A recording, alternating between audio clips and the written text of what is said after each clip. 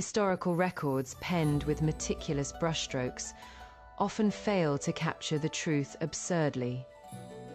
So posterity would have it that I was the white moonlight in Emperor Jiyi's heart, that we were the model imperial couple of our era. Simply because we had 10 children together, 6 daughters and 4 sons, all legitimate and beyond them. Not a single child was born in that vast harem. Thank you for tuning into Chamber Tales of Survival.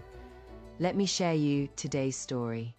The world took this as some romantic tale of one life, one love, one partner. Yet on the day my lamp ran dry and my oil spent, Ji clutched my withered hand with desperate force, eyes bloodshot, teeth clenched, vowing through gritted teeth that he would entangle himself with me through every lifetime. At that moment my breath was gossamer thin, my consciousness already beginning to scatter. Hearing these words, I still managed to summon my last breath to humor him. Yes, yes, yes, whatever your majesty wishes. But the thought that crossed my mind was this old bastard has quite the imagination. Who could have known this dog of an emperor was such a literal fool, taking that final moment of appeasement as gospel truth? I've often wondered whether the grand historian's brush was worn down to a stub, producing such fragmented nonsense. G and I were indeed childhood sweethearts of a sort. But it wasn't some innocent romance. It was a political marriage, calculated after both sides, weighed their interests. His harem existed in name only, with me alone holding power. All imperial heirs came from my womb. There were no concerns about bastard sons vying for succession. But this wasn't because of love. It was because he'd lived like a stray dog since childhood, crawling through the most brutal hell of succession struggles before clawing his way to that position. Thus, he harbored an almost pathological wariness toward all half-brothers who shared different mothers, and even toward any potential half-blood offspring of his own. Apart from me, born of a distinguished noble family, he trusted no one else to bear his children. Yet even so, in the twilight of his reign, the weeds of suspicion grew wild.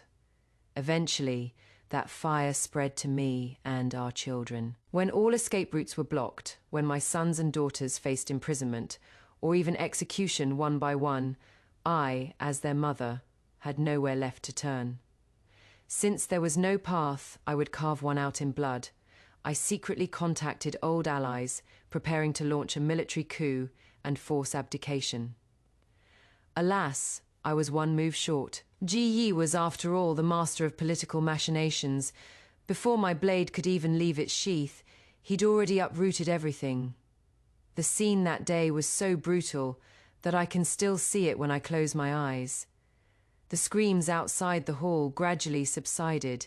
Heavy footsteps approached from afar, sounding somewhat hurried, somewhat panicked. The massive palace doors were violently thrust open. Ji Yi burst in, bringing a chill with him.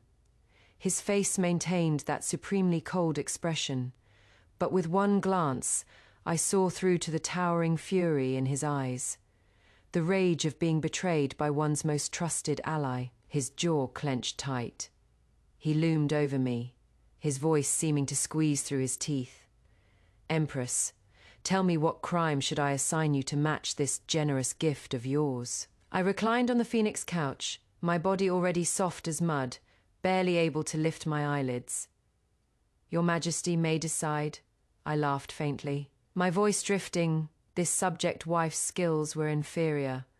I accept defeat. The moment those words left my lips, the deadly poison I'd already taken began attacking my heart. A mouthful of black blood spilled uncontrollably from the corner of my mouth, staining my bright yellow phoenix robes crimson. Ji Yi's pupils contracted sharply. That face, usually unruffled as still water, finally cracked. He rushed forward in several strides, grabbing my collar and roaring, "I have issued no decree, how dare you die? You, where exactly do you place me?" I watched his breakdown with cold eyes, finding it only laughable inside. Where do I place you? What has that got to do with me? In that split second, I'd already calculated all advantages and disadvantages on my mental abacus. Clicking away, I would never wait for that decree deposing me as empress, letting my family and I die in disgrace. I would die in his arms, die when he was most guilt-ridden, most furious and most helpless. He panicked, turning to bellow for the imperial physicians, but I struggled to raise my hand, catching his sleeve. "No need, Your Majesty." I gasped for breath, each word seeming to drain all my remaining strength. What this subject wife took was the Kun Shin you graciously bestowed years ago. Kun Shin, Inch of Heart. What an ironic name. The favor of emperors in this world was never pure romantic devotion. It was always naked human calculation. He'd given it to me when he was still an unfavored prince. Back then, we were surrounded by enemies, our situation precarious as walking on thin ice. He'd handed me this poison called Kun Shin, instructing me that should we ever be defeated and fall into enemy hands, I should immediately take my own life to avoid suffering those filthy humiliations. Who would have thought this final lifeline would be used at this moment? I would use my death to awaken that trace of youthful sentiment buried deep in his heart. I would use this life to win a path of survival for my children. This round, I'd won the gamble. Ji Yi collapsed to his knees beside the phoenix couch, pulling me tightly into his embrace, saying nothing. That bright yellow dragon robe seemed so glaring at this moment. I grasped his hand, slowly, firmly placing it on my already cold abdomen. This was my final strike. "Your Majesty," I whispered in his ear, soft and gentle as lovers' murmurs. "This subject wife and the child in her belly will take their leave first." In that instant, I clearly felt his entire body trembling violently. He completely broke down. In this life, few could enter his heart and be considered his own people. I was among the weightiest. As long as this trace of genuine feeling remained, even if only for an instant, it would be enough to make him show a moment's mercy toward the children I left behind. Only, I seemed to have overplayed my hand somewhat. In my dying moments, he actually buried his head in the crook of my neck, his hot tears scalding my skin. He made that vow in my ear that sent chills down my spine. "In the next life, I will be husband and wife with a you again." I sneered coldly inside. But on the surface, I still had to feign deep affection, humoring him. Yes, yes. Thus, I could depart with peace of mind. Past affairs were merely bad debts. I'd thought the road to the Yellow Springs was long, that all matters of the previous life had scattered with the wind. Who knew that with one closing and opening of my eyes, time would flow backward? I'd actually returned to my 16th year. Looking at that face in the bronze mirror, full of collagen and not yet touched by wind and frost, I felt momentarily dazed. At that time, word had just spread from the palace that the crown princess was gravely ill, and the crown prince intended to take a daughter from my family as his new consort. Please don't misunderstand. This crown prince was not Ji Yi, but his eldest brother, the legitimate eldest son of the current emperor. This person had been showered with affection since childhood, which had cultivated a cruel and violent temperament. Worse still, he preferred men and employed brutal, perverted methods. This was no secret among the court officials. I remembered clearly that the ailing crown princess was my own cousin. She'd been pushed into an icy lotus pond in the dead of winter by a jealous male favorite in the Eastern Palace, leaving her with ailments that could never be washed away. Now her days were numbered. To quell the matter and cover up this scandal, the imperial family had devised this rotten scheme to marry another daughter from the crown princess's maternal family. Nothing more than announcing to the world, "Look, even the aggrieved family says nothing and is still willing to continue marriage ties with us. So clearly those rumors are false." To this end, my cousin's own father, My uncle had even shamelessly come in person to act as matchmaker. He urged my father to nod and agree to this match, spouting nonsense about thunder and dew alike being imperial grace. My mother, with her explosive temper, couldn't stomach such drivel. Without a word, she grabbed the broom from behind the door and physically beat that shameless excuse for a father out. My uncle stood at the main gate, covering his swollen face, still leaving harsh words as he departed. "Your stubbornness is useless now. The Eastern Palace won't let our family go. Just wait and regret it." He wasn't wrong. In my previous life, not long after, my father was imprisoned on trumped-up charges. To get him out, my mother ran everywhere, seeking help from anyone who might assist. She was famously straightforward and tactless, causing such a commotion throughout the capital that she made those powerful families lose face. In the end, she was secretly poisoned. But my valiant mother was no ordinary woman. She absolutely refused to die quietly in some gutter. Even with poison attacking her heart, she dragged her dying body to rush to the capital's most prosperous street. A first-rank imperial consort dying in the street. Before death, she was still shouting loudly, "The Crown Prince wants to kill me. The Eastern Palace is murdering to silence witnesses."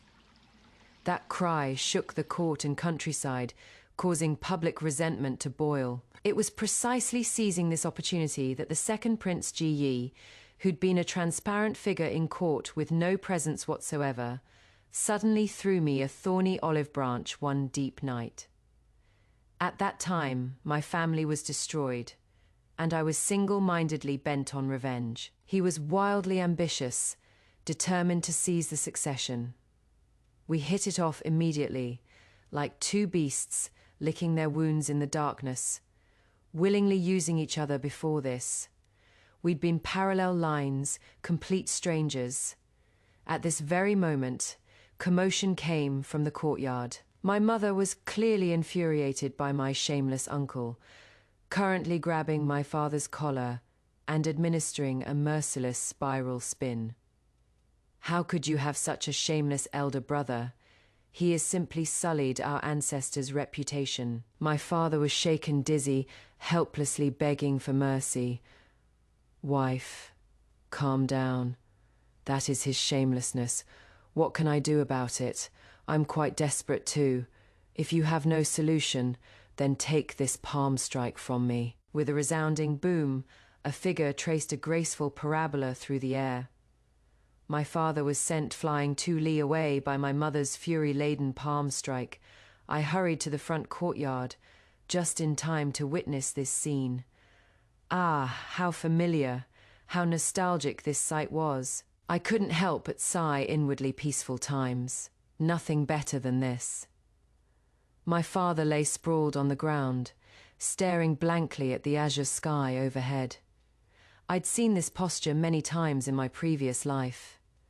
Back then, I'd only found him pathetic and laughable. But looking now, his posture was merely somewhat comical. Those eyes gazing at the firmament held depths like still pools. Flowing clouds hurried past in his pupils. It seemed only a moment's contemplation. But in truth, he'd already lived through his entire magnificent yet involuntary life in his mind. I walked over, crouched beside him, and called softly, "Father." He rolled his eyes to look at me, his tone surprisingly calm. "Child, don't be afraid. Even if father must stake this old life, I won't let you marry into that hellhole of an Eastern Palace." Clearly, he wasn't as naive as my mother, thinking that beating away his elder brother would solve everything. Having weathered the official circles for years, he'd likely already anticipated the coming storm we'd face. He just hadn't anticipated harshly enough, still harboring that trace of unavoidable wishful thinking in his heart. Looking at my father sprawled in a dash shape on the ground, I decided to add fuel to the fire. "Father," I said deliberately, "since we don't want this marriage, why don't we send people to spread rumors in the marketplace that I'm cursed to bring death to husbands, that my 8 characters are extremely harsh? Wouldn't that work?" My father's eyes nearly popped out upon hearing this. He looked at me in shock, as if not recognizing his own daughter. Of course, he wasn't stupid. It is just that this sort of gentleman raised on Confucian classics could never conceive of such a rogue tactic that hurt the enemy 1,000 while damaging oneself 800. He immediately panicked, forgetting his pain, and shouted, "Nonsense! A young lady's reputation is paramount. If such things spread, how will you marry in future? What about your good name?" I laughed coldly. When our lives are at stake, when the whole family faces extinction, why worry about marriage? Besides, in this world, must I marry to survive? He froze, stared at me for a long while, as if reassessing me. The shock in his eyes gradually faded, replaced by a kind of resolve, as if he'd finally made some desperate decision to burn his boats. I watched him suddenly spring up from the ground with movements too. Agile for a civil official, he rushed into the main hall like a gust of wind. "Wife, I've thought it through. Our daughter won't marry. Will." I stood outside the door, quietly waiting a moment. Inside, I could faintly hear my father and mother whispering he was selling his brilliant idea. Immediately after, I heard my mother's earth-shaking roar. "Old bastard! How dare you curse our daughter as husband-killing? Is your skin itching? Take this palm strike." "Whoosh!" That familiar sound of breaking air rang out again. My father flew out once more. While still airborne, he didn't forget to twist his head and shout to me, "Child, don't worry. Even if beaten to death, father will convince your mother." Before he finished, my mother had already charged out, wielding her broom, completely ignoring me standing nearby, murderously chasing after him. Watching my mother so vivid, so full of life before me, my nose stung and I nearly couldn't hold back tears. She was an anomaly in the capital's circle of noble ladies. Born to a military family, highly skilled in martial arts, but simple-minded as white paper, often mocked behind her back by those ladies full of schemes as brainless and vulgar. But my father loved her to distraction. She was the treasured wife my father held in his palm, his only pure land in this filthy official world. In my previous life, she'd died so hastily, so brutally, so undignified. With her death, my father's heart died too, actually, much later, in that cold, deep palace. I belatedly realized that from that moment on, I'd already lost my mother and father both. What remained was only endless power struggles and calculations. In the first days after rebirth, I was like a child who'd never grown up, clinging to my parents daily, greedily enjoying this lost and regained family happiness. Until that day when servants in the residence chatted idly, mentioning that the second prince, Prince Ching, had hunted 2 extremely plump wild geese in the suburbs. Hearing this, alarm bells immediately rang in my heart. This hadn't happened in my previous life. Back then, Ji Yi was treading on thin ice. Keeping a low profile, how would he dare hunt geese so ostentatiously? It is just that in my previous life, young and naive, when we'd chat idly in bed, I'd once complained, this lifetime's marriage was too hasty, no proper betrothal gifts, didn't even see 2 betrothal geese. Such laughable, foolish talk. I could no longer sit still, immediately mounting a horse and charging out the city gates. Before Ji Yi could enter the city carrying those 2 geese, I blocked him at the Tenli Pavilion. I reined in my horse, gasping for breath, and shouted, "Your Highness, please wait." He turned at the sound, dressed in black riding clothes that made his figure upright and spirited. Seeing me galloping over, he actually smiled. That smile held both expected certainty and the joy of reunion after long separation. He said, "You've come." This familiar tone, these eyes that already saw through everything I knew him too well. With just one glance, I was absolutely certain he'd been reborn too. I stared at him intently, asking directly, "Where are you going? Why hunt geese? He was quite frank, dismounting and walking toward me, to propose marriage at your home. Isn't this what you yearned for in your previous life? I looked at him coldly. Perhaps we should forget it. His steps paused, but his face showed no surprise. His fingers began unconsciously rubbing the jade thumb, ring his habitual gesture, when deep in thought, weighing pros and cons. He stammered, choosing words carefully to express his apology. I know you're angry with me. In the previous life, I wronged you. In the previous life, someone had framed my eldest son for rebellion. The sovereign father was in his prime, vigorous and strong. The young heir had already matured, youthful and spirited. When two tigers fight, they inevitably clash and injure each other. Such tragedies were countless in history. Thinking carefully, this seemed an inevitability in the transfer of imperial power. He suddenly began deep self-reflection. I was too harsh, too suspicious. Let's start over, AU. This time, I can surely do better, surely protect you all. Those eyes full of tender affection made my skin crawl, even gave me chills. He took another step closer. Fortunately, you're still willing to forgive me, willing to promise a next life before dying. This life, I will certainly, like a cat whose tail had been stepped on.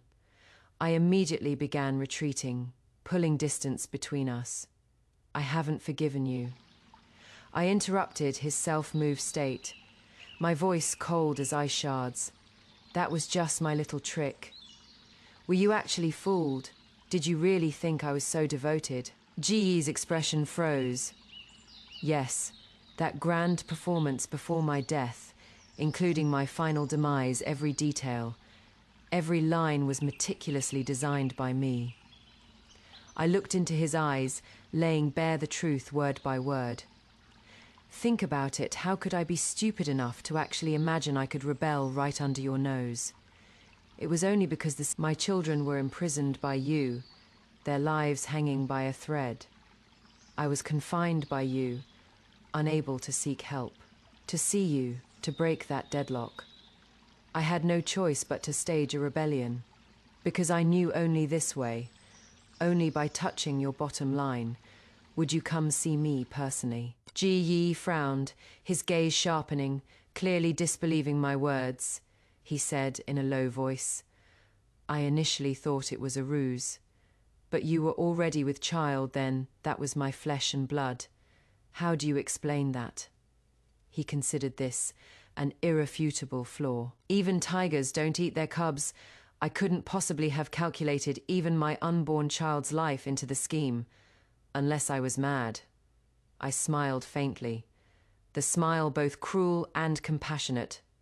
What if I'd known early on that child couldn't survive? Ji Yi.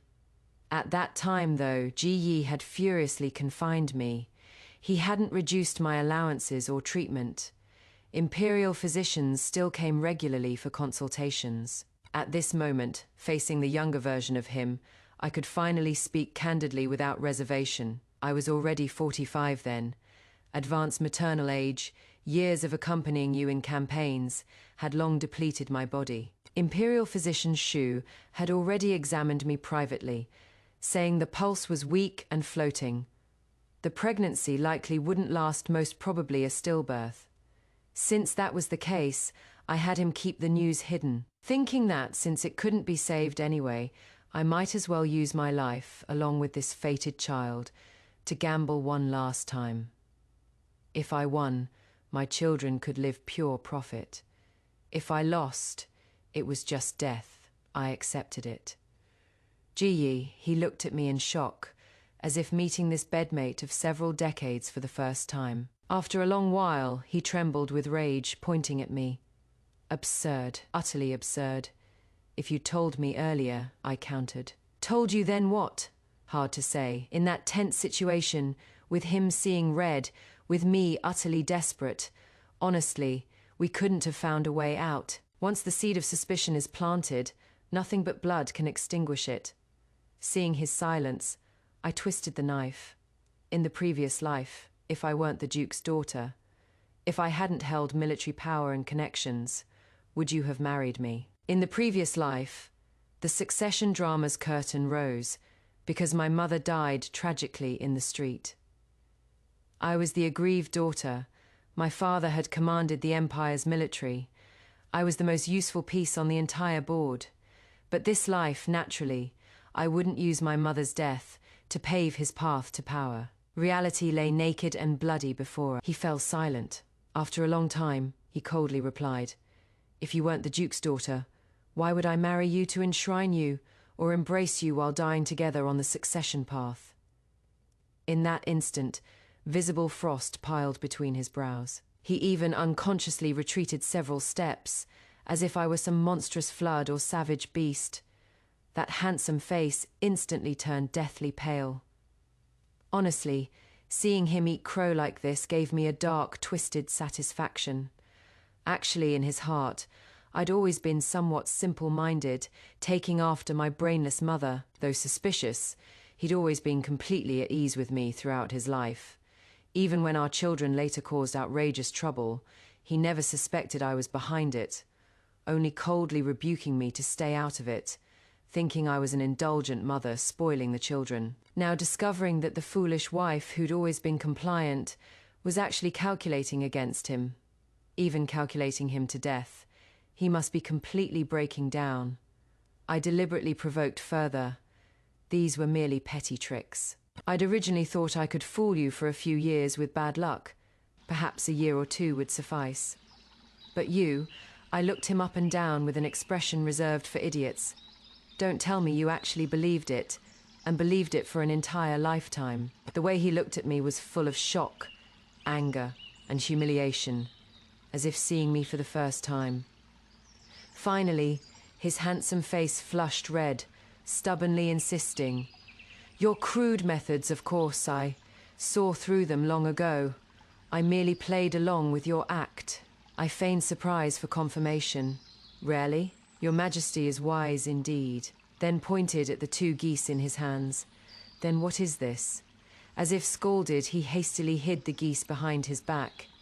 He turned directly, flicking his sleeves and leaving, his retreating figure particularly awkward, as if determined never to interact again. "The geese aren't for you. Just old acquaintances meeting. I teased you a bit, and you took it seriously. How presumptuous."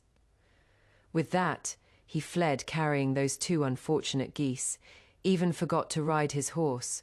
Watching his panicked retreating figure, I let out a long breath. The boulder in my heart finally settled. Not long after, news came from the capital. Apparently, the emperor had personally decreed a marriage between a minor official surnamed Zhou's daughter and the second Prince Ji Yi. Hearing this news, I knew we were safe. That Miss Zhou, I'd known her in my previous life. Though currently just an obscure minor official's daughter, her grandfather would soon be reinstated to office. This old man had no other virtues, just a hard life and a long one. 30 years ago, he'd been convicted and returned to his hometown, silent for many years. But before his conviction, he'd been the renowned former chief minister and former commander of all armies, with students and subordinates throughout the realm. In my previous life, the Zhou family had been the most solid backbone force on Ji Yi's succession path. This was indeed an excellent match, even more suitable than my family. It seemed he'd also thought it through, no longer entangled in so-called past life affinity. This fit my stereotype of him perfectly, interests first, weighing pros and cons. Henceforth, the sovereign would recline on high terraces, possessing 10,000 li of rivers and mountains. I would nest in spring mountains, enjoying clear winds and bright moons alone. We'd mind our own business. On my end, I wasn't idle either, quickly having people spread rumors in tea houses and wine shops about my husband killing, short-lived, childless fate. The versions grew increasingly outrageous, eventually evolving into me being the reincarnation of the Lone Star of Calamity. Initially, the Empress, that old fox, didn't believe it, specifically summoning my mother to the palace for repeated questioning. If my mother had readily admitted it, that would have seemed like a guilty conscience and ruined everything. But she was honest and couldn't bring herself to speak ill of her own daughter. That hesitant, reluctant, troubled appearance instead made the naturally suspicious empress grow doubtful. The crown prince was her precious treasure, her golden egg, the future foundation of the state she absolutely wouldn't risk even the slightest danger.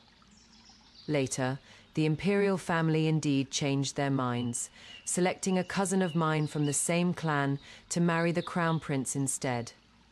That child was only 12. Still a young girl. No matter, being young was better. There was still time to maneuver. Currently, the crown princess had been moved to a remote, cold-side palace to recuperate. My father, for his daughter's sake, threw away his dignity to have a good talk with my uncle, though the process was somewhat indescribable. Within days, my uncle submitted a memorial with a pig-headed face swollen from bruises, humbly requesting His Majesty's permission for me to enter the palace any time to accompany the crown princess. After all, in everyone's eyes, the crown princess had only days left to live. To cover up this scandal of abusing his legitimate wife, the crown prince hadn't even summoned imperial physicians for treatment, dragging it out until medicine was useless. Now, for the sake of reputation, the empress was desperately performing like a loving mother, naturally agreeing with the flow. The day I entered the palace, I encountered Ji Yi on the long palace pathway, a narrow road for enemies. By then, he'd already recovered his usual composure, resuming that proud, cold, death-like expression, as if the person who'd fled carrying geese that day wasn't him. Hearing I'd come to accompany the crown princess, he was initially puzzled. Then, as if remembering something, realization flashed in his eyes. So when you frantically ordered the Imperial Medical Bureau to develop treatments for lung disease in your previous life, it was because, correct. In my previous life, after gaining power, I'd spared no expense ordering the Imperial Medical Bureau to develop special remedies for lung disease. For decades without giving up, spending countless human and material resources, finally achieving some success. Of course, it was because I'd always regretted my cousin's tragic death. That was a thorn lodged in my heart. No matter how many years passed, it would make me weep bitterly in midnight dreams. I'd always resented how these cold-hearted people had long forgotten the old ones. Hearing him mention it now made me even more furious, unable to resist retorting. I'm human too. Is it so strange that I harbor lifelong regret over my flesh and blood kin's death? Are only your imperial family's lives worth anything? Ji Yi was silent for a moment, then said quietly, "You could have told me. If I'd known earlier," I grew even more furious. 2 lifetimes of accumulated grievances exploding instantly. Tell you. What good would telling you do? I married you and helped you seize succession precisely for revenge. But after you ascended the throne, you merely imprisoned that beast of a brother. I begged you to kill him, and you told me living is the greatest torment, that this way he'd suffer a fate worse than death. What utter nonsense. That beast lived in his mansion drunk and dreaming every day, fine wine and delicacies served, surrounded by male favorites, fattened up like a pig in comfort. In my previous life I died, and that fat pig still wasn't dead. Is this the resolution you gave me? Ji Yi. I'd rendered him speechless, his face alternating between green and white. Ji Yi held it in for ages, probably feeling guilty, finally saying sullenly, "This matter I owe you." Having vented thoroughly, the stifled air in my chest dissipated considerably. So I rolled my eyes ungraciously. "No need. These matters I can handle myself now. No need to trouble your majesty." But Ji Yi suddenly said, "I can help you fake sister-in-law's death and escape. I'm familiar with the palace guards, if you already have a plan." I had to admit, though I found him disagreeable, that said, if there was a prince helping coordinate from inside, things would indeed go much more smoothly, with risks minimized, though I felt somewhat awkward, as if owing him a favor, for Wanjie's life, I still swallowed my pride. In that case, I'll consider it. Carrying heavy concerns, I arrived at that cold side palace. Wanjie was thin as dried bones, eyes sunken, spirits very poor. Seeing me enter, she struggled to pull her lips into a smile. Yor has come. I walked over, sitting on the footstool before the bed, my heart pierced as if by knives. She smiled bitterly, eyes full of despair. I heard the palace has already selected a girl from our family. This matter my good uncle had specifically run here to tell her. That old bastard truly killing hearts as well as people. Her father had said, "For the greater good, this is the best solution. You must be sensible." I suppressed my fury and asked, "Did he also speak ill of father?" Cousin Juan smiled bitterly. Indeed, saying, "Uncle is stubborn as a block, doesn't know how to consider the whole Jiang family." I thought, "Your father's sooner or later I'll tear his stinking mouth apart." Her fingers, dry as twigs, gently grasped my hand, ice cold and piercing. She said softly, "Actually, when my health worsened, I knew it would be this way. I just kept thinking, praying to Buddha for protection. Please don't let it be Yua. Among our sisters, you're the most naive, the most honest-hearted. How could you marry into this man-eating place? But thinking left and right, among the family's eligible girls, there is only you." I worried myself sick, wanting to plan for you, to shield you, but this body won't cooperate truly beyond my strength. I trembled all over, tears unstoppable, hurriedly embracing her skeletal frame in my previous life. Until her death, I'd been confined at home preparing for marriage, unable to see her one last time. Never imagining that before death, her greatest concern was this foolish younger sister. How desperate she must have been, watching alone in the deep palace waiting to die, while simultaneously watching the sister she most worried about to step into the same hellhole. I pressed against her ear, whispering, "Don't be afraid, sister. Things have turned around. I won't marry, and you won't die." She took my words as comfort, relaxed, her gaze growing distant. "If you can be well, my heart can finally rest."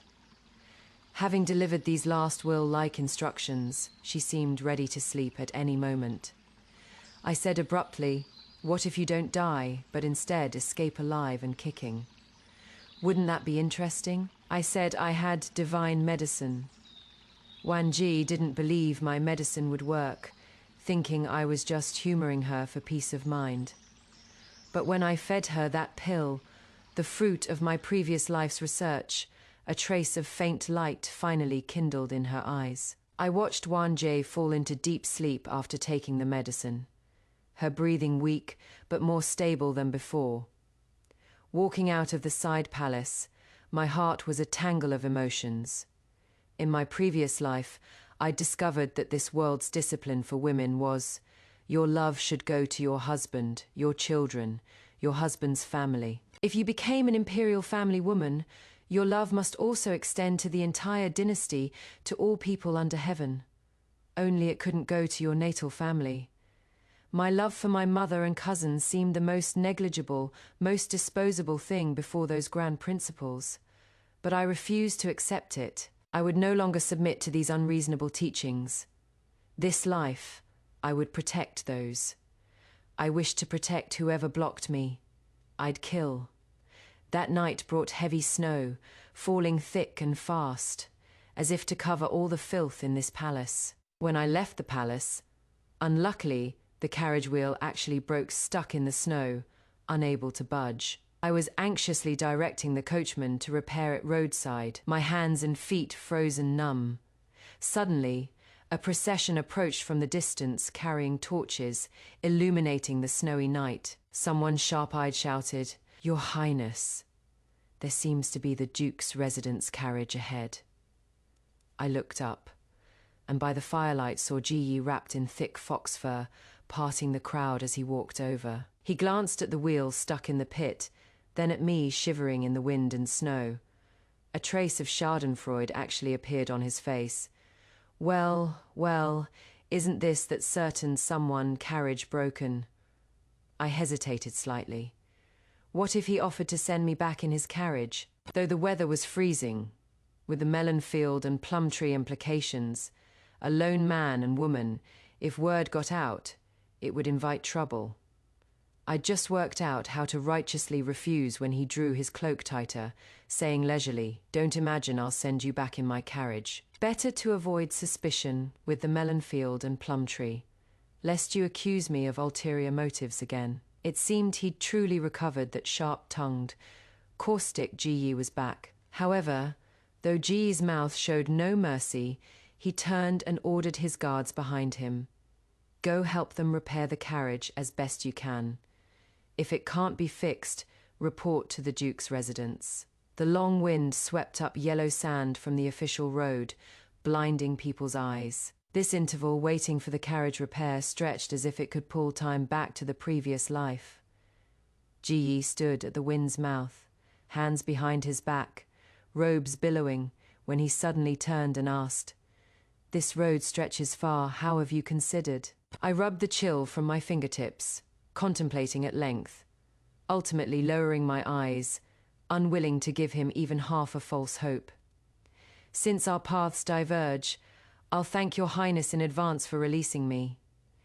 If anyone else heard such words, they'd surely feel resentful." But Ji seemed to have anticipated it, only offering me a face-saving exit with light understatement. He gazed at the distant rolling green mountains, his tone flat. "No need for such courtesy. Even if you and I share shallow affinity this life, and cannot be husband and wife, we're not exactly enemies." Pausing, something dark and unclear flashed in his eyes. "Moreover, speaking truthfully, in that previous life, the person who treated me best in this world was you." My heart trembled slightly, though my face only showed a light smile with some release. "Your Highness has always been clear about gratitude and resentment. This subject daughter admires that, naturally so," he answered with finality. Having reached this point, there seemed nothing more to say. Only death-like silence remained between us, awkwardly flowing in the wind. Just then, the guards in the distance shouted, as if granted amnesty, "Your Highness, the axle is repaired." Ji's form seemed to stiffen for half a moment, before finally moving slowly. "Go then." His voice was low, scattering in the wind. I watched his upright yet slightly lonely retreating figure, and was possessed to add some pleasantry. "Since we part here, I wish your Highness and Miss Jo a smooth marriage, early children, and 100 years of harmony." Ji whipped around. That look seemed ready to devour me alive. He glared fiercely once, said nothing more, turned and flicked his sleeves to leave, his retreating figure full of anger. I stood in place, wanting to slap myself twice. 100 years of harmony, my arse. What nerve had I touched that day to be so loose-lipped and invoke such bad luck? This karmic retribution came ridiculously fast, too. Within days, Miss Jo, who was supposed to marry into the prince's residence, actually eloped with her lover. And this drama unfolded right under my nose, of all places. It was a beautiful spring afternoon. I was accompanying my mother fishing by a wild river outside the city, originally seeking peace and quiet. Who knew commotion would suddenly arise in the distance? A group of fierce servants were desperately chasing a dishevelled young lady, shouting threats and murders, startling a flock of birds.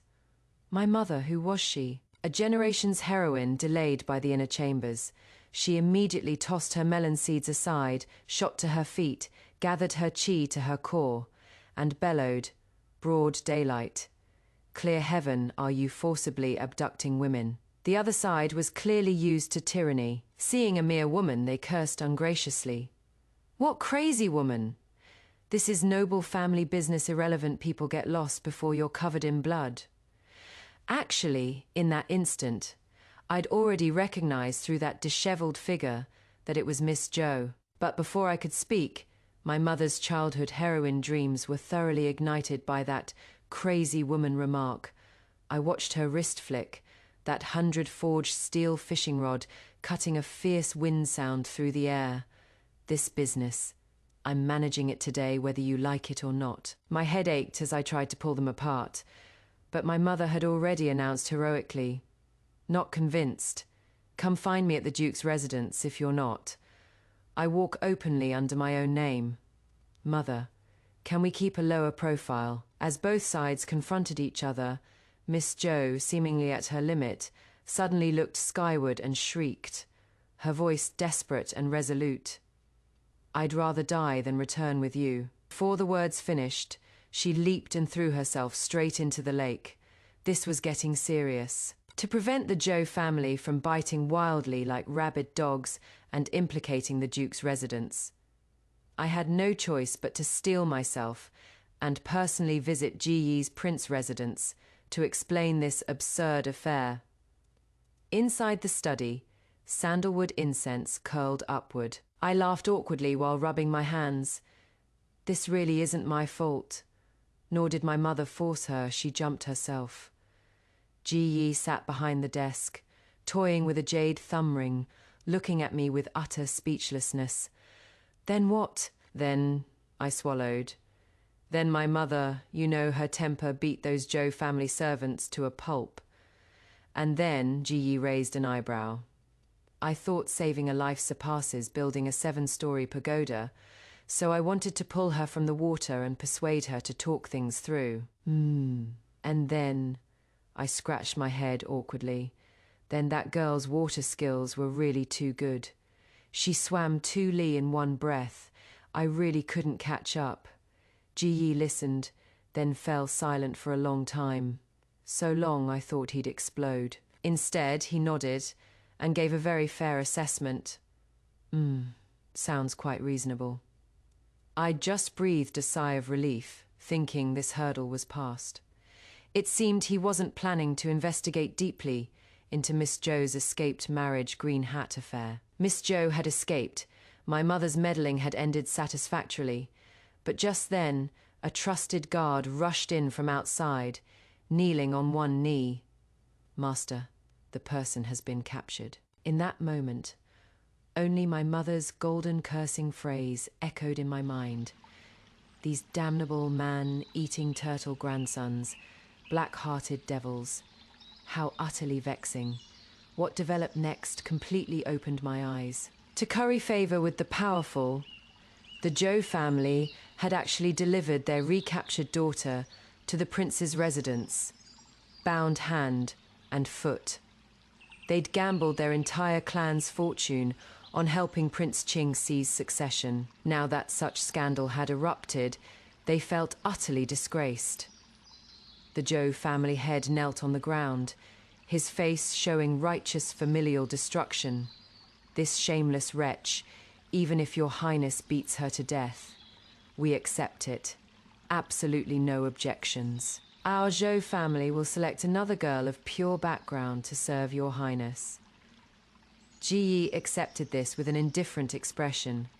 He even courteously had people escort the Jo family out. His etiquette so impeccable no fault could be found. I stood to one side, still so irritated I wanted to claw the walls. After they left, Ji Yi turned to look at the trembling sack on the floor, then said to me, "This woman, you take her. I'll tell the Jo family she has already committed suicide."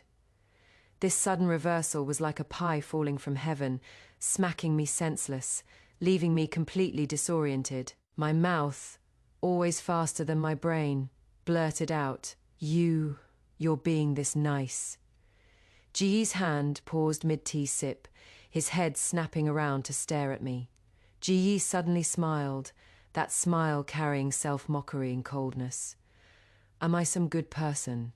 Is my family some upstanding good family? Even, to avoid me, what is strange about her doing this? I was struck speechless, choking for ages before mumbling, "Hey, no need for such self-deprecation." He looked at me with interest, his gaze meaningful.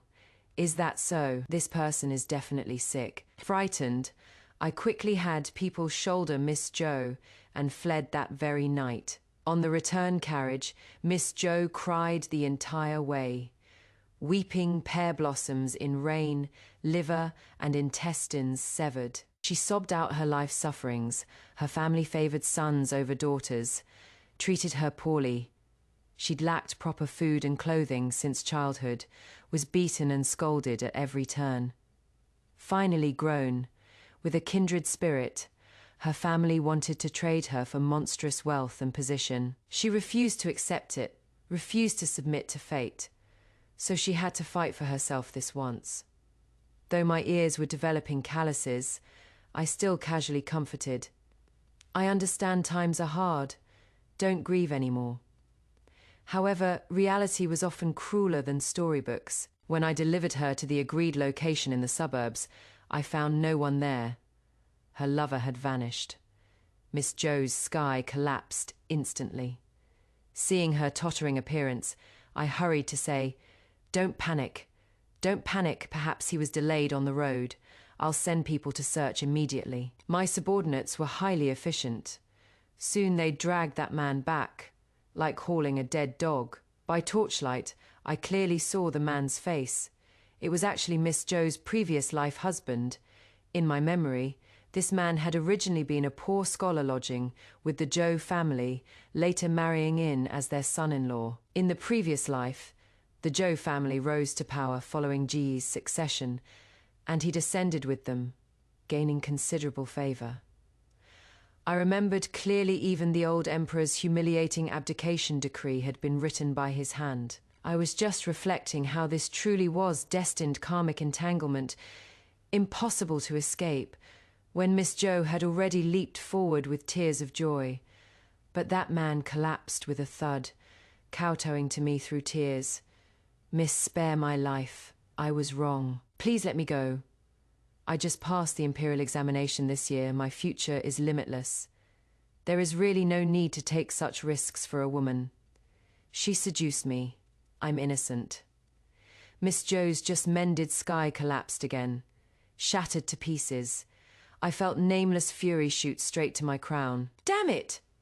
I cursed and rushed over to pummel that heartless wretch with punches and kicks, targeting his painful spots, making him wail like ghosts and howl like wolves. While shrieking, he still had the shamelessness to shout, "Stop hitting! Stop hitting!" Even if I wronged Miss, beat me once to vent anger, then let me go. I still have a bright future. Miss Joe, who'd been collapsed on the ground, suddenly seemed possessed by something. She shot to her feet and roared. The sound was so shrill, it startled cold crows from the forest.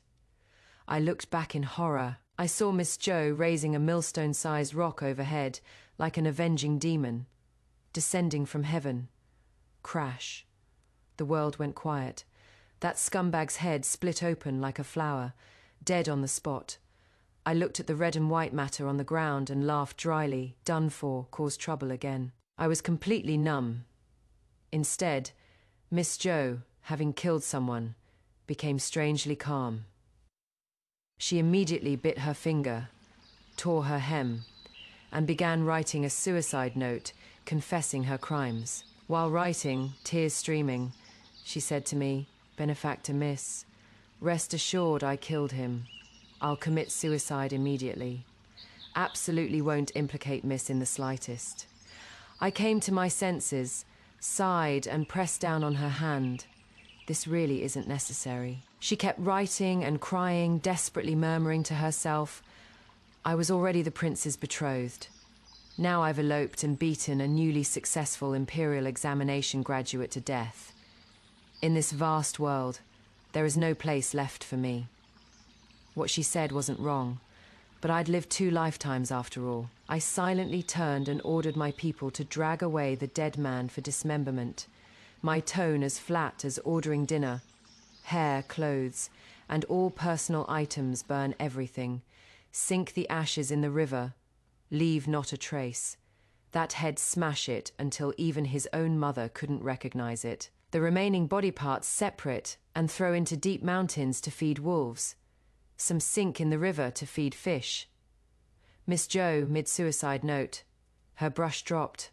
I walked over, gently extracting that blood-written suicide note from her hands. Sorry, but I need to burn this too.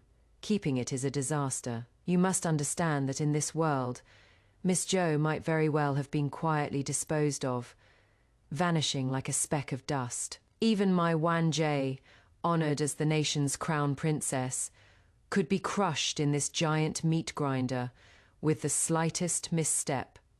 Would the perpetrators behind such acts be arrested and punished? Laughable. If I was still that naive 16-year-old Jiang Yu from my previous life, facing such situations, I'd probably be just as helpless, only able to cry along. But I'd lived 2 lifetimes now, served 30 years as empress in my previous life. If I couldn't even manage killing someone to honor a young girl's courage not to submit to fate, then I'd truly lived these years for nothing.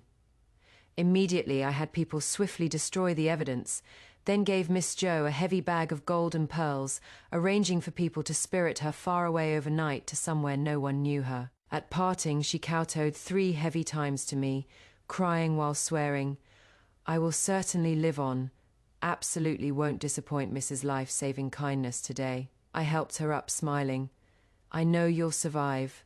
You have resilience in your bones, stronger than anyone." To cover our tracks thoroughly, I once again brazenly visited the prince's residence to find my ex-husband, making this matter known to completely eliminate future troubles. "The dead cannot return, try to move on," I consoled with false sympathy. Ji Yi was searching through bookshelves, and hearing this, merely pulled his lips in a somewhat sarcastic smile. "Fine, I understand." He didn't even ask how the person died. I casually asked, "What are you looking for? I've watched you search for ages." "The Plum Blossom Manual, the edition personally annotated by the Grand Tutor," I almost reflexively replied. "It is in the hidden compartment under your old chessboard, the one locked with a copper lock." The words barely left my mouth before I regretted them. That was the chess manual from when the Grand Tutor taught him chess as a child. In my previous life, he'd always treasured it, keeping it by his desk. Whenever troubled, he'd like to browse the manual to calm his mind. However, I discovered that hidden compartment by accident the first time. That he couldn't find it, this life was normal. Ji Yi's movements paused. He looked at me deeply, but he asked nothing, going straight to retrieve the manual, saying quietly, "Thank you."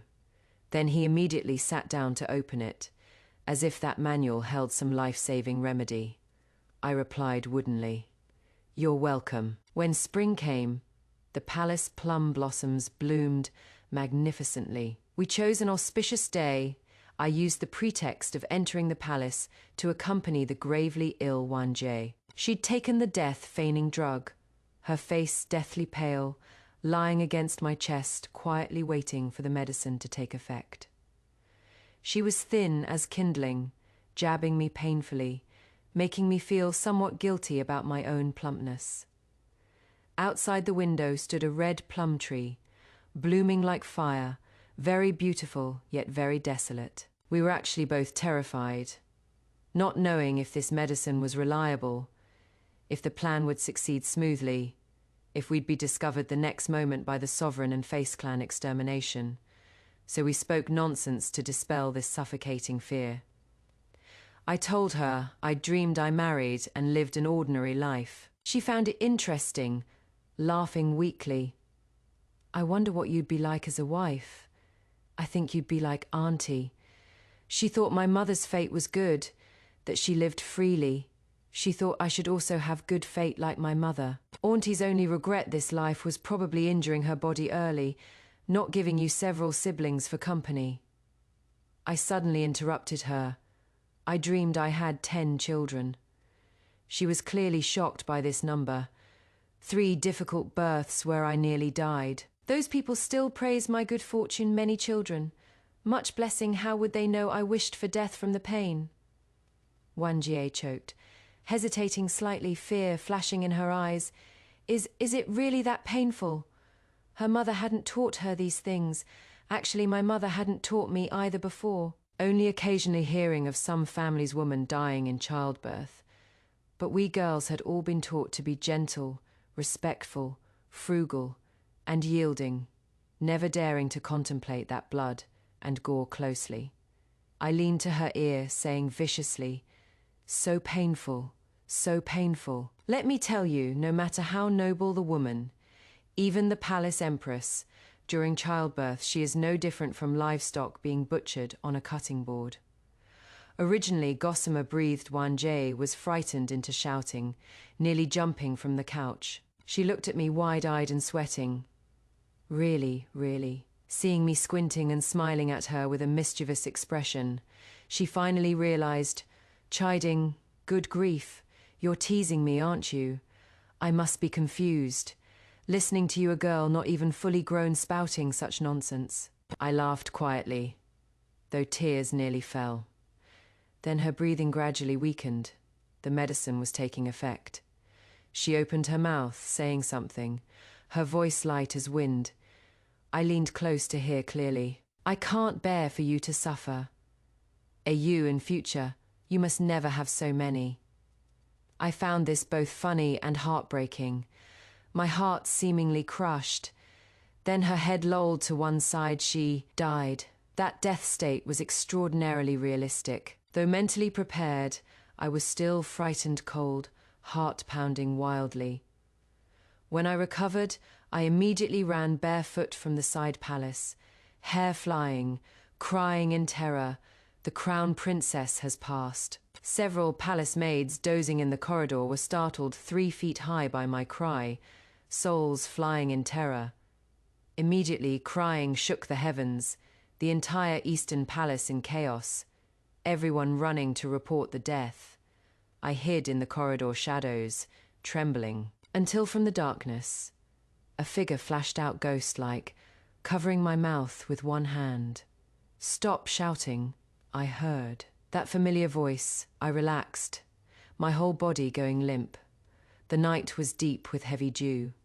I couldn't see people clearly, only smelling his body's faint, familiar wood fragrance. That was G. I lowered my voice, still shaken.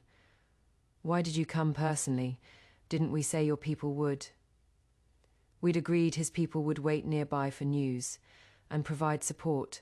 He was silent in the darkness for a moment, then said, "I've been here all along." I wanted to ask more, but he interrupted me, his tone calm. "Did you arrange things at your home?" I hurried to say, "All set, the coffin is prepared." He released his hand. Immediately, cold wind attacked, chilling me through. He turned and left, melting into darkness. What followed went surprisingly smoothly. In Wanji's final moments of life, actually no one cared about her as a person. In those great figure's eyes, she was merely a symbol, a bond connecting family and imperial power.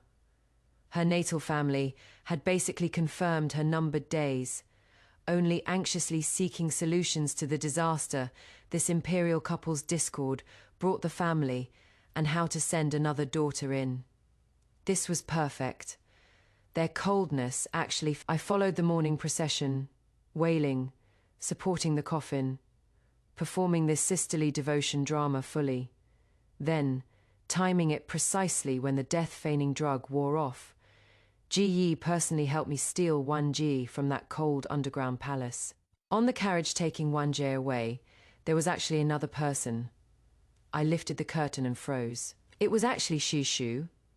Shishu was a female Taoist who'd composed congratulatory poetry at my birthday banquet, in my previous life exceptionally talented with a literary reputation. At that time, hearing her poetry, I'd been moved to tears.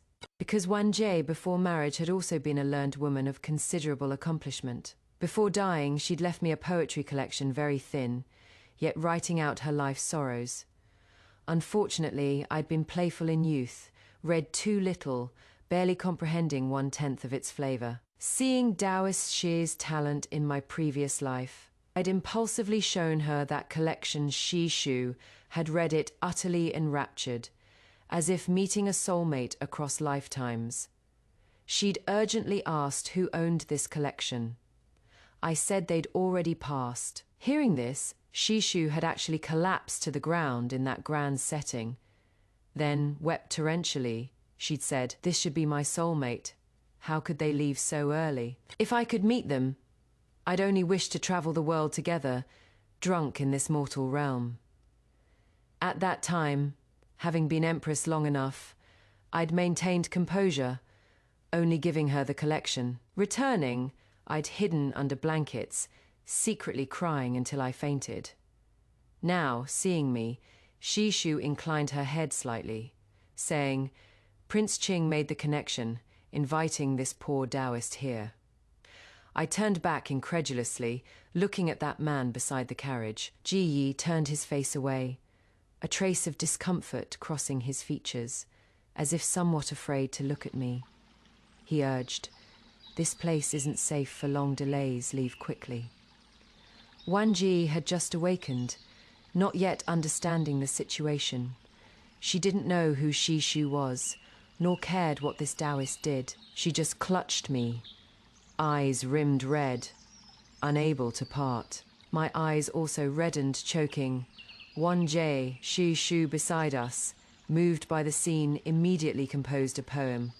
Twilight invades my sleeves, Fey holding hems, unable to part, Fey longing, like slender willows, Fey year after year brushing blue clouds. Wanji's hand still held mine, but her head had unconsciously turned. In that moment, something magical suddenly happened. The magnetic field between talented women instantly connected. They exchanged smiles. That was the spark of soulmates meeting. Then Wanjie turned back, eyes sparkling, also gifting me a poem.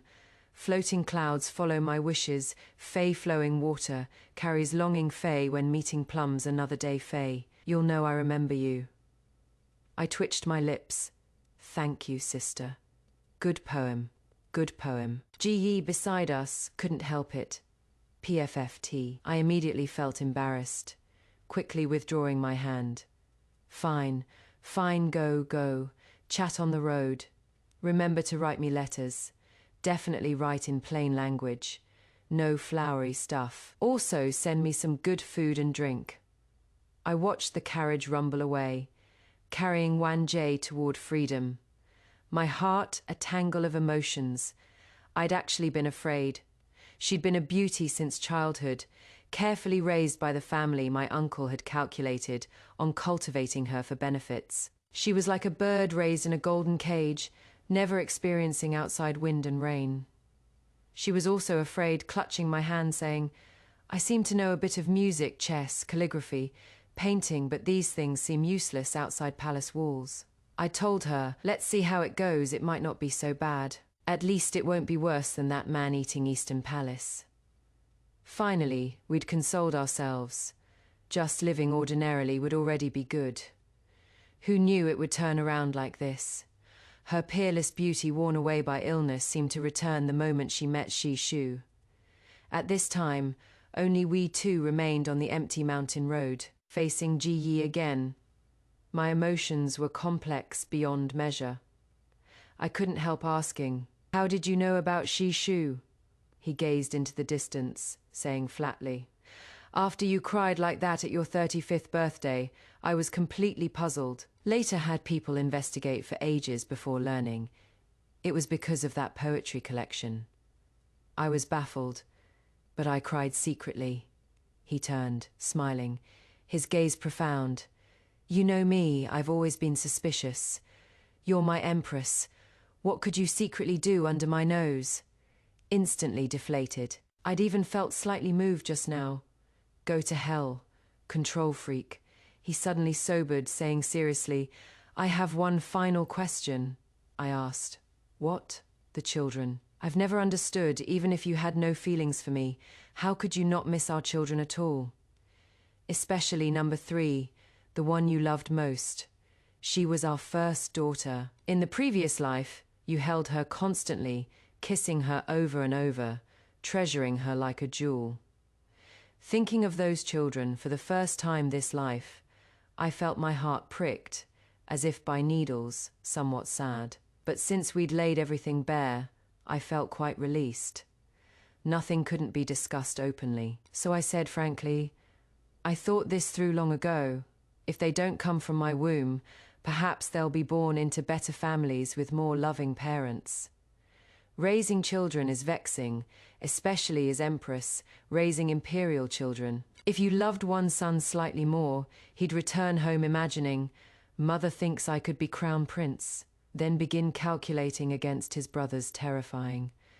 As a woman, I'd once been bound by children, feeling I couldn't leave them, until later discovering this was truly self-flattery. Imperial children from birth truly didn't need my kind of ordinary overflowing maternal love. What they needed was power backing. So I said, I was never a qualified state mother empress. Rather than let them tear each other apart in the palace, better they never come. At this, Ji Yi exhaled a long breath, as if laying down 1,000-pound burden. Yes, I looked at him puzzled. He laughed self-mockingly. I once also thought my mother consort was the only person in this world who treated me well. Saying this, I remembered. His mother consort had originally been the Empress's palace maid, conceiving him through one imperial favor, but thereby angering the Empress, remaining nameless and rankless, serving as a slave in the Empress's palace, suffering endless hardship, including him 7 or 8 years old, still without proper status, living like an invisible person, forced into desperation. His mother consort hanged herself one rainy night. Using one life, she finally appeased the Empress's fury, winning him the status of prince. He said, Many years passed. Actually, only when very old did I remember at that time. She forced me to watch her die. She gripped my shoulders, fingernails digging into flesh, making me remember I must distinguish myself, posthumously honor her, surpass the Empress.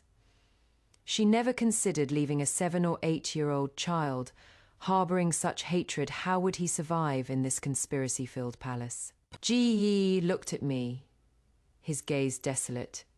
Years later, after we had children, watching how you smiled at them, how you coaxed them to sleep, only then did I understand. This is quite laughable. Imperial family bonds are too disgusting. That you dislike them is normal. Wait, so all this time, he has been deeply analyzing why I don't want him. He looked back at me, eyes reddened like an injured wolf. I'm no loving father, because I had no loving father. My father, that lofty emperor, was an old beast. I listened with alarm, hurrying to say, I never blamed you. He lowered his head, voice hoarse. You just lacked confidence. Actually, I also lacked confidence. Together, we were destined to fail. I didn't understand his meaning, feeling somewhat anxious. After his episode, he recovered on his own.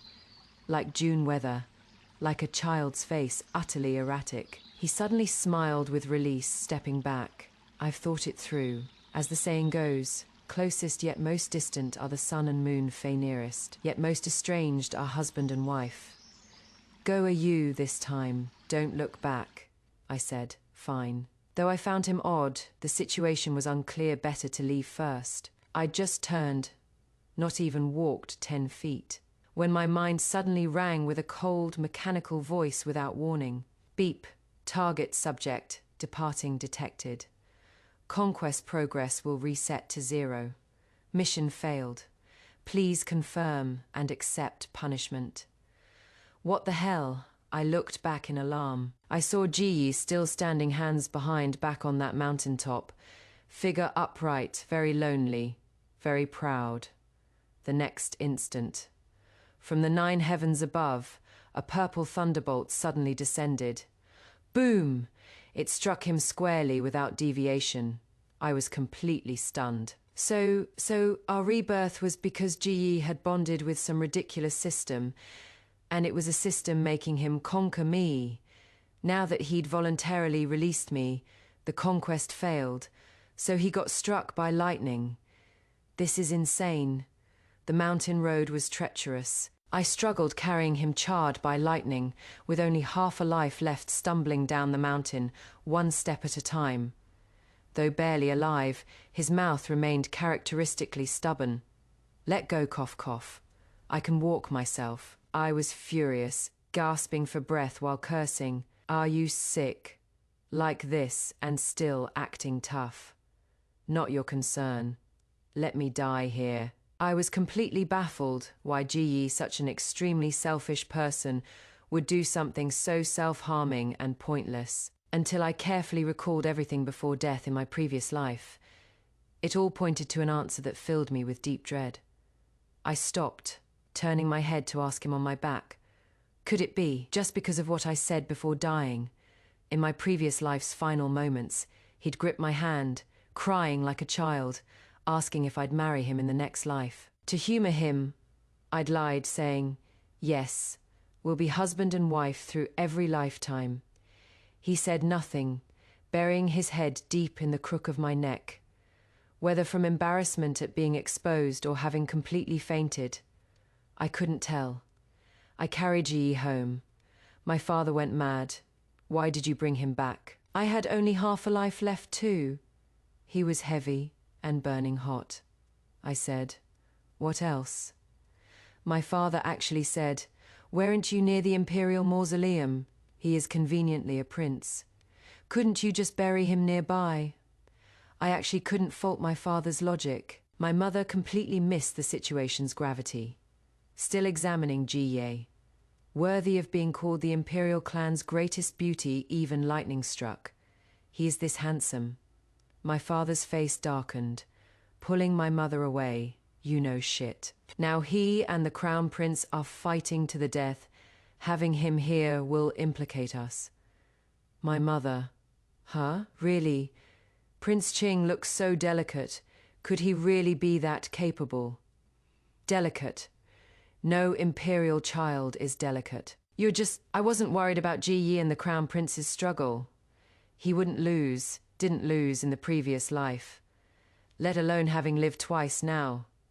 The main issue was my life was going so well. How could he just bond with a system because of one sentence? I said, what now? I'm too weak to bear such karmic debt. Ugh, such bad luck. While I was fretting, Ji Yi suddenly sat bolt upright from his deathbed, just like that. My parents both jumped back a step. Your Highness. My mother whispered to my father. Did he hear our nonsense just now? Mother, he definitely heard. Probably heard when father said to bury him on the spot. Fortunately, he didn't hold us accountable. He just said with his pitch black face, send this prince home. My mother hesitated. But Your Highness, you were struck by lightning. Before she finished, Ji Yi coughed up blood. Our whole family. Ji Yi wiped his mouth, staring at me. Rest assured, this prince won't implicate you. Send me back. My father jumped at the chance, quickly notifying Prince Qing's residents to fetch him. However, my mother was soft-hearted to a fault, still chasing after him. Shouldn't you rest first? Can you be moved? Your Highness, you really? Ji Yi said gently. No harm, please don't worry. I felt somewhat guilty, so I also said quietly, you. Before I could think of words to persuade him, he angrily interrupted, you rest assured too. So 2 guards quickly helped him away. That very night, thunder and lightning suddenly erupted. My mother went out to look, saying the lightning was striking right above Prince Qing's residence. Quite the spectacle for the capital, my father said. That boy must have done something unconscionable. But my mother said, if there is truly heavenly retribution, may a lightning bolt strike the crown prince dead first. With so many sinners in the world, it is nowhere near Prince Qing's turn. My father, at his age, actually started getting jealous, saying she was bewitched by that pretty boy's face. They bickered for a while. I sat restlessly, my heart in knots. I felt truly cursed in 2 lifetimes. I'd only done one guilty deed, only deceived once. How did I end up saddled with this debt? Unable to bear it, I secretly visited Prince Qing's residence that very night. The residence was heavily guarded. He'd specifically named me forbidding my entry, treating me like a thief. He had a guard called Qing Yi, his wet nurse's son, someone who held great weight in his heart. More importantly, this person had died saving me in my previous life. Such a person with special meaning to us both. And he'd sent Qing Yi to block me, just to relay one message. His Highness says to sever ties here. Please don't come again, miss. I was worried, so I asked Qing Yi, how is he? Qing Yi was greatly shocked.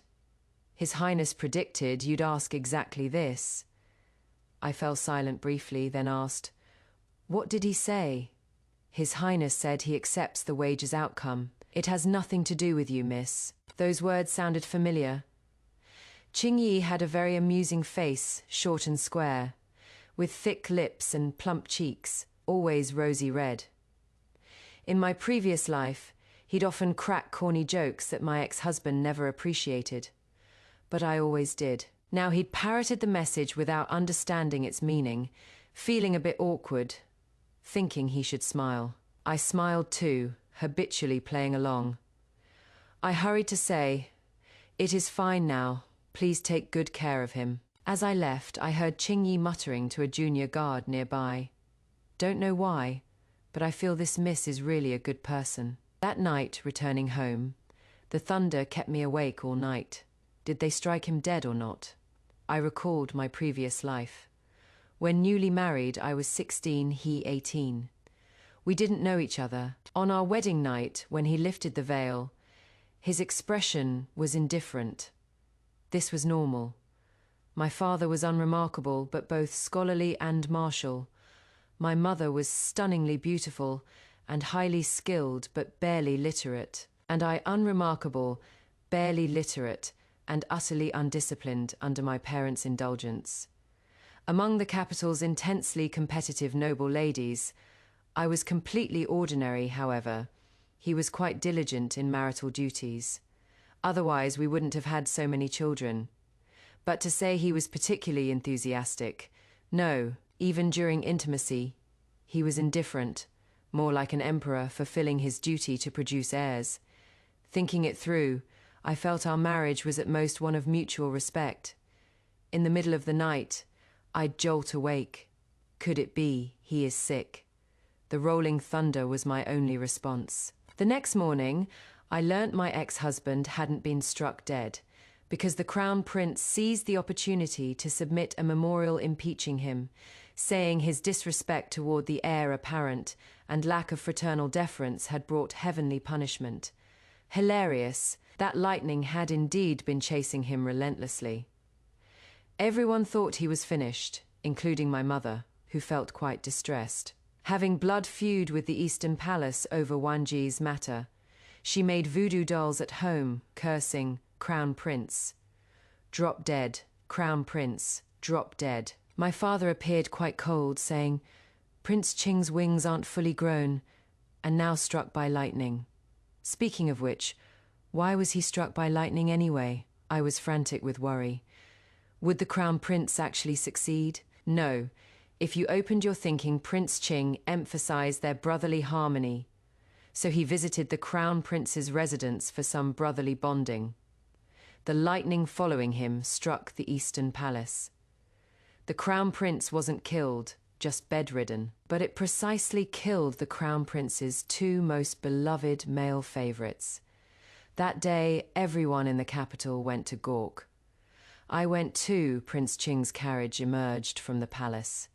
Behind it trailed a copper cart with a peculiar appearance, atop which stood a sharp copper pole. Lightning and electricity coiled around it.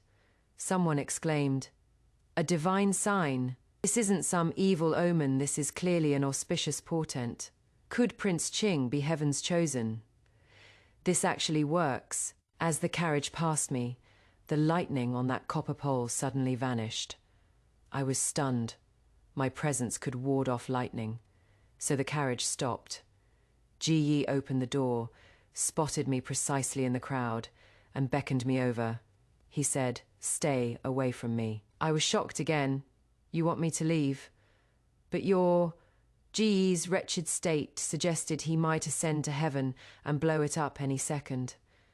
"I accept my wages outcome. Do you think I can't afford to lose?" I stared blankly. "I think I'm rather attracted to this rebellious side of you." In that instant, clouds parted. The sun emerged clear skies for 10,000 Lai. The common people cheered. A divine sign. But Ji Yi lowered his head, looking at me coldly, deceiving me again, pitying me. The rebellious spirit turned into stubborn pride. Deflated, I just turned and left. Strangely, the thunder truly stopped. I somewhat suspected it related to changes in my mental state, but couldn't think that far then. Just felt this worked out fine. Half a month later, rumors leaked from the Eastern Palace. Streets and alleys buzzed that the Crown Prince's lightning strike had ruined his manhood. He was effectively a eunuch now.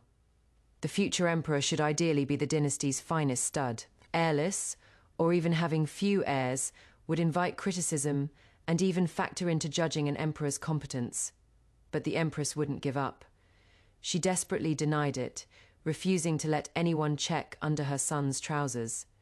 If push came to shove, she'd rather the entire realm accompany her son to the grave. Now court was tense with crisis. My father had grown alert, swiftly resigning his post. My mother haphazardly packed luggage, grumbling, just a few years from retirement, anyway. Why resign? Others resign and return to ancestral homes. But isn't the capital our ancestral home? My father whispered. "Wife, I'll tell you a secret," my father said. "I had a very long dream. I dreamed you died." My mother didn't get angry following his thread. Did I die performing chivalrous deeds? With my skills, surely taking on 100 opponents, then with strength failing, chased to a cliff edge, laughing at the heavens before calmly meeting death. She'd read plenty of storybooks. "No, you were poisoned to death, dying on the main road, bleeding from 7 orifices, delicate and pitiful." My mother raged. "Old bastard dares curse me. Take this palm strike." I quickly scampered away to avoid being hit by my airborne father. Thus we left cleanly, heading south. My mother still complained, though. We had mountains of gold and silver. Shouldn't we do something rather than idle away? Simply wasn't right. Laughable the next year brought natural disaster. This calamity had occurred in my previous life too. The Crown Prince had handled it then, resulting in Jiangyan becoming a parched wasteland, corpses everywhere. He'd shifted blame onto officials. Ji Yi seized the opportunity, executing a huge group of officials, all Crown Prince faction members. At the time, I'd only witnessed an exhilarating court power struggle. I was quite annoyed, having forgotten such a major event, and even bringing my whole family to Wuzhou. Since we'd encountered it, my father used all our money to buy grain seeds. He said this wasn't the most critical time yet. Soon farmers would be so hungry, they'd eat their seed grain. Next year would see corpses everywhere. Our family was weak, but we'd contribute what little we could. Then we discovered our family didn't actually have legendary mountains of gold and silver. The following spring, when the whole city was inflating grain seed prices, we opened our stores to sell at fair prices. Under such circumstances, breaking even would be lucky. My mother's household management was always slapdash. She got such a headache calculating accounts and was badly swindled by unscrupulous merchants. What humiliation for her. She wailed around the residence, sometimes brandishing a blade, shouting, "Kill them all, kill them all." To this, I only gave her a hug. My father also said, "Never mind, it is not so serious. Besides death, nothing matters." In the capital, I'd witnessed brutal power struggles with losers and winners both. This was my first time directly facing people's suffering, truly moved to compassion, yet also powerless. Even thinking practically our family wealth scattered, unable to relieve the disaster, yet saving one person counted as one. But this heart seemed roasted over fire, truly unbearable. Our grain seed reserves were distributed, money spent. Our family truly had no strength left, so we shut the residence gates tight, planning to endure this psychological calamity together. We didn't dare inquire about outside affairs, fearing we couldn't bear it psychologically. After 2 months of this, one deep night, my ex-husband arrived. This life, Ji represented heaven in traveling south for disaster relief. Opening the door to see him, I felt instant disgust. Despite personally arriving at the disaster zone, he still wore brocade and jade, preceded and followed by attendants, even had 4 beauties carrying his sedan chair. But status differences existed. Our family still performed the proper courtesies. He said, "After such a long, arduous journey, I'm quite exhausted. I'll graciously allow Duke Jiang to receive this imperial envoy." Fine. Currently, our family's reserves were tight. He'd brought over 20 mouths to feed and drink, plus demanded bathing water. My mother thought she'd misheard. "What, bathing?" Sedan Beauty. "Naturally, our prince has travelled dusty roads working so hard." Sedan Beauty B. "Please prepare more water. Madam, we several also need to bathe." My mother was going mad. "But this is a disaster area, a drought." Sedan Beauty C rolled her eyes. "Disaster area or not, what of it?" Sedan Beauty D cooed. "Exactly, young ladies must stay fragrant wherever we are." She twisted to look at Ji Yi. "Right, Your Highness." Ji Yi raised an eyebrow. "I'll trouble Madam Jiang then." My mother was beside herself. Claiming sudden illness, she went to lie down. My father fetched and heated water himself. Thus Ji Yi and his 20-odd people settled into our home. He claimed to be doing disaster relief, but every day he'd leave early, return by noon, then lounge around our residence. Those 4 beauties he'd brought daily applied rouge and powder, singing and dancing. What a picture of a decadent ruler, completely unlike his previous life self, like 2 different people. Our grain stores were already minimal. We'd planned to scrape by on 2 rough meals daily. His extravagance emptied our rice jar within days, but we truly couldn't afford to offend him. My father had to go out seeking solutions. He left early morning but didn't return by evening. We kept this from my mother, not daring to let her know. I had no choice but to find Ji Yi, asking him to send 2 people searching. Not only did he refuse, he even mocked me. "You schemed to leave me 1,000 ways. Is this how you've ended up?"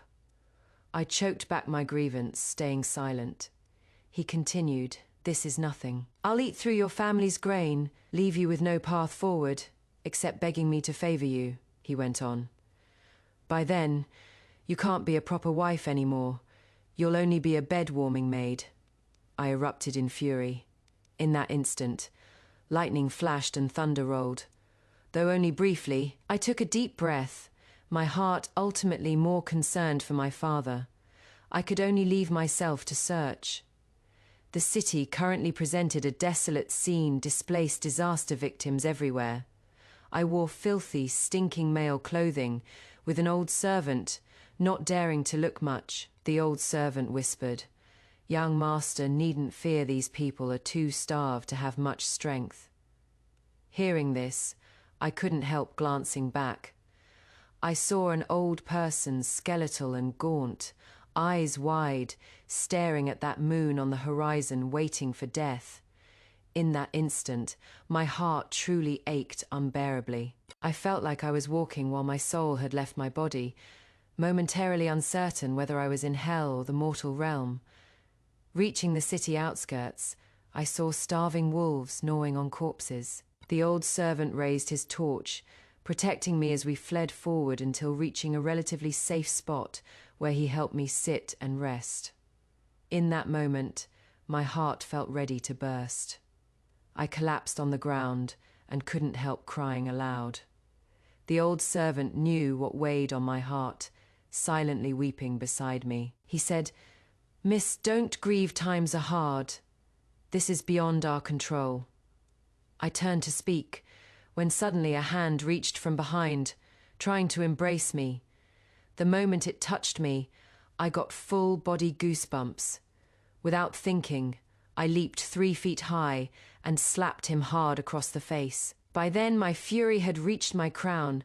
I couldn't think why Ji Yi had suddenly appeared here. He'd actually brought those 4 little beauties.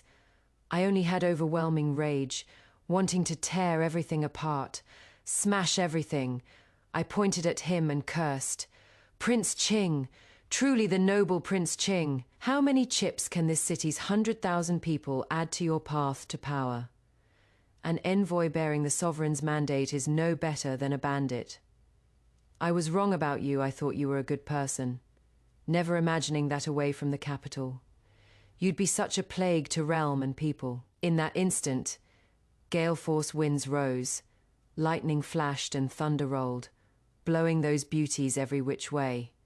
They squealed, throwing themselves at him. Your Highness, be careful."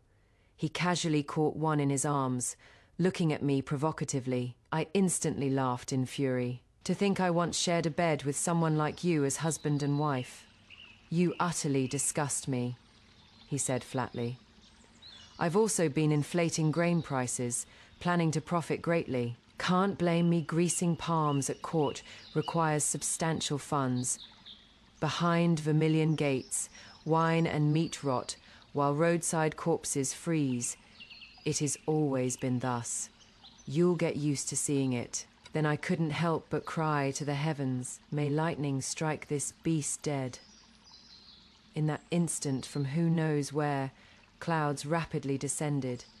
I witnessed the largest lightning bolt of my life. A voice rang in my mind. "Beep. Target subject's hatred toward host detected at maximum threshold. Host will receive punishment." Rain fell. Torrential rain, ice-cold rainwater smashed my face, jolting me awake. I looked at him in shock. That lightning practically coiled directly above his head. I seemed to understand something. This bastard was using me as a rain-summoning device. The moment I realized this, the thunder and rain lessened slightly. He wiped water from his face. "Jiang Yu, what is wrong with you? Didn't you hate me intensely?" I scoundrel, I rushed forward, raining blows left and right, punching and kicking him. His 4 little beauties had long since fled. Only my family's loyal old servant stood nearby crying and hopping. Miss, be careful of lightning strikes." I couldn't think that far, dredging up every ounce of resentment from past and present life to vent. I must hate. He actually turned to flee, but slipped in the muddy rain. I caught up and beat him some more. Meanwhile, that lightning kept circling around us, unable to lock on. I sat astride him, grabbing his collar and shaking hard. In that moment, I felt aggrieved, immensely aggrieved. Grievances I'd never dared voice before, fearing they'd reveal my weakness and incompetence. But this moment, I shouted it out, in that whole lifetime. And this one was there ever a single moment you didn't use me? Was there? He lay in the mud, beckoning me closer, saying something. I leaned in to hear. He said, "No." The next instant he shoved me aside. The lightning finally locked on, striking him. Crackling and popping, initially sparks flew everywhere, then suddenly enormous flames erupted, burning fiercely even in this downpour. Soon even his figure disappeared in the blaze. From somewhere nearby, many people suddenly rushed out. At first I thought they were crying, but then realized they were celebrating joyfully. It is raining. It is raining. Heaven has eyes, we can survive. I watched that towering blaze gradually shrink and extinguish. Not daring to look closer, I collapsed weakly on the ground. That day, my father had gone outside the city seeking grain, and Jiyi's people had brought him back shortly after. But they hadn't told me. How hateful. My overwhelming hatred for Jiyi felt endless and eternal. Afterward, it rained continuously for half a month, moistening the earth and reviving all things, until an official surnamed Fan arrived in Wuzhou, systematically taking over disaster relief operations. Only then did Jiyi's motive for inflating grain prices become apparent. Attracted by high grain prices, merchants from other regions had brought massive quantities of grain into Wuzhou. With abundant grain, prices plummeted overnight to rock bottom. Farmers who hadn't saved seed grain began digging irrigation ditches work for relief. Over a month passed. Gradually, Wuzhou recovered its vitality. A distinguished guest came calling. That young official Fan delivered substantial gold, silver, property deeds, and land titles, Jiyi's posthumous effects. His brow was tightly furrowed, as if harboring insoluble grief. His Highness left behind nothing but infamy. I'm sure Miss has heard. I'd heard. Some rumors claimed he was a calamity star descended from heaven, causing Wuzhou's great drought otherwise.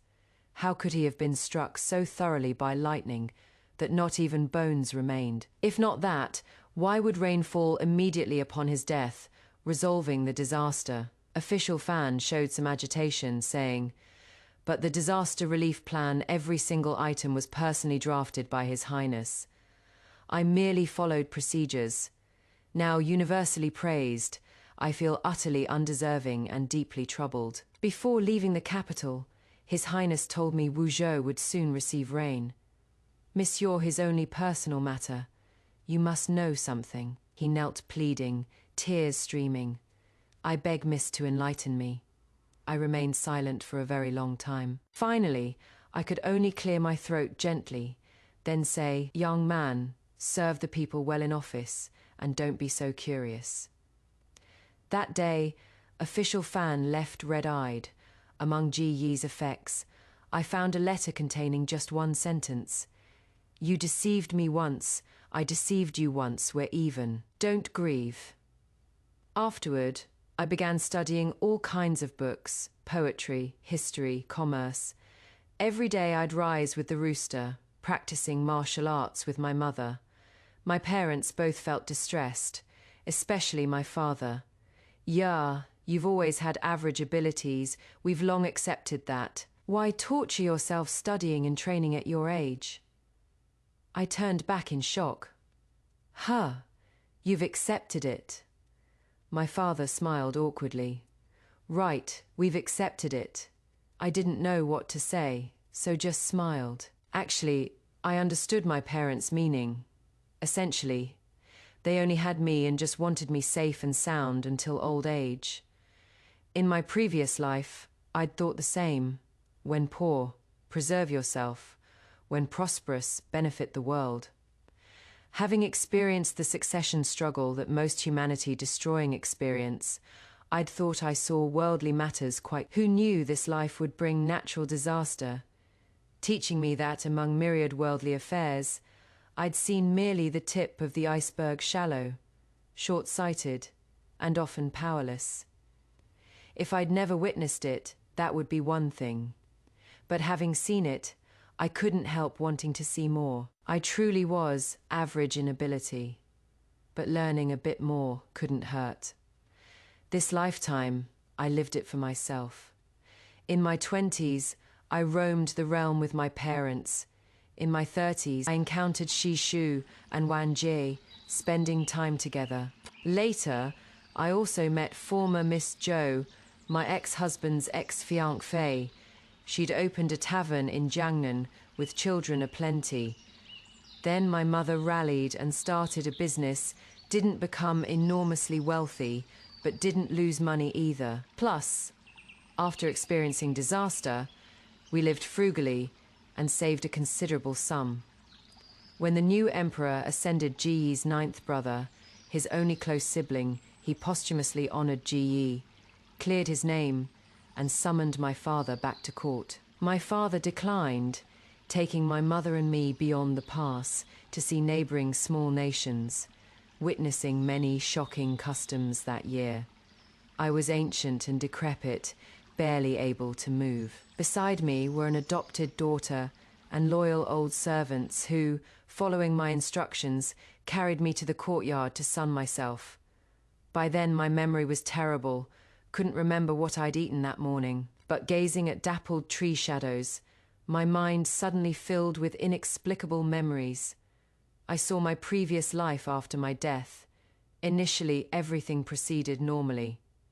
Jiyi walked out from the hall.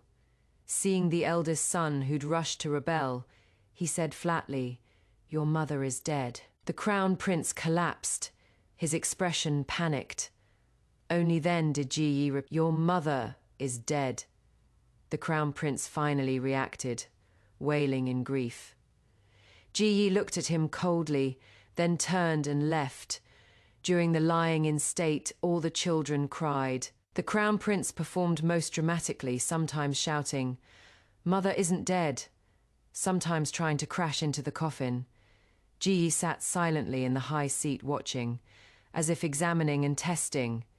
That was his nature, enjoying observing and testing everyone, as if utterly heartless. Until our third child, our first daughter, while crying, suddenly went limp. When attendants frantically turned her over, they found her chest covered in blood she'd vomited. She was rushed back to her chambers, with imperial physicians working until midnight. The child woke crying, clutching his robe, saying hatefully, "Father, why did you drive mother to death?" He was silent briefly, then pulled this child, already grown, even a mother herself, into his embrace. Third daughter cried while hitting him, shouting, "I hate you," but she had no strength. He also wept, saying, "Your mother still left you to me." This widower in his prime subsequently lived alone, apparently quite normally, diligently governing, shepherding the realm. His only irregularity in life was his favoritism toward the eldest princess. Her title and fief kept increasing until rivaling the crown prince's, causing court controversy. Some even jokingly called the eldest princess Little King. This provoked jealousy among the other children. Only the eldest princess didn't appreciate it, remaining cool toward her father. She was also the only child who outlived Jiyi. Before Jiyi's death, the eldest princess visited him. By then she was also old, but still soft-hearted, sitting by her father's bed silently weeping, perhaps with mixed love and hate. Jiyi gently grasped her hand. "Don't grieve, your mother has forgiven father." The eldest princess didn't believe. How does father know? Jiyi still smiled heartlessly. She said next life she'd be father's wife again. But soon he couldn't smile because he was dying. His breathing was labored then. The eldest princess cried in fright, calling father by his ear. He pounded the bed, saying, "Don't cry, only regret too late, too late." Jiyi lived to 99. He died happily, lips curved in an eerie smile that nearly drove the eldest princess mad. Now, in midnight dreams, I jolted awake, suddenly finding the adopted daughter before me, somewhat familiar, as if she were my previous life's precious treasure. She gripped my hand, tearfully calling, "Mother," I murmured. "Mother has much gold and silver, all for you." She cried in fright, "Daughter doesn't want it, only wants mother." I couldn't mind her anymore, just wondering if I'd have a system when I died. Did it suddenly appear in my mind? If we could start over, could we live this lifetime? Well, thinking this, I smiled. The adopted daughter. I waited and waited, but no system came. Why does he get one and not me? Furious, I pounded my mat hard. Hateful, hateful, hateful. The adopted daughter was so frightened, she fell on her bottom. I closed my eyes, then opened them again. A maid was muttering by my ear, Master and mistress are quarreling again. My heart immediately pounded wildly. Incredulous, I looked in the mirror. There was my 16-year-old unremarkable face. The maid said, "Mistress is probably going to strike, miss. Where are you going?" Hearing her cry, I realized I'd already rushed out. Riding hard, I left the city, then wandered the mountains for 3 days and nights, finally catching Ji just as he bent to shoot wild geese. Startled by my horse's sound, he turned back, frowning. My heart soared with joy as I cursed. "You scoundrel, won't accept even the slightest loss." In the previous life, he'd been a widower for 52 years, and I'd lived alone 52 years after his death. He said in shock, I didn't notice then that I was disheveled like a wild woman." I rushed over and hugged him tight. He used his sleeve to wipe my face, his fingers combing my hair characteristically composed. Though I heard his heart thundering, I gave him some face. Not pursuing this, only asking, "Where is the system?" he said. "With me. Strange, why always him? But fate loves presenting the same challenges." I felt somewhat unconfident looking up at him. "Can we do well this time?" he said. "We can." I thought about it. I'd prepared 52 years. I wasn't that former self anymore. Inexplicably fired up. What first? Marry, then kill the crown prince. Deal. In this final life, they're no longer emperor and empress, no longer trapped in political machinations, just 2 wounded souls fumbling their way towards loving properly. If this gloriously messy pair of star-crossed lovers has tugged at your heartstrings, do give us a like and subscribe. Your like helps others discover this gem. Subscribing keeps you in the loop. And drop a comment telling us which moment hit you hardest.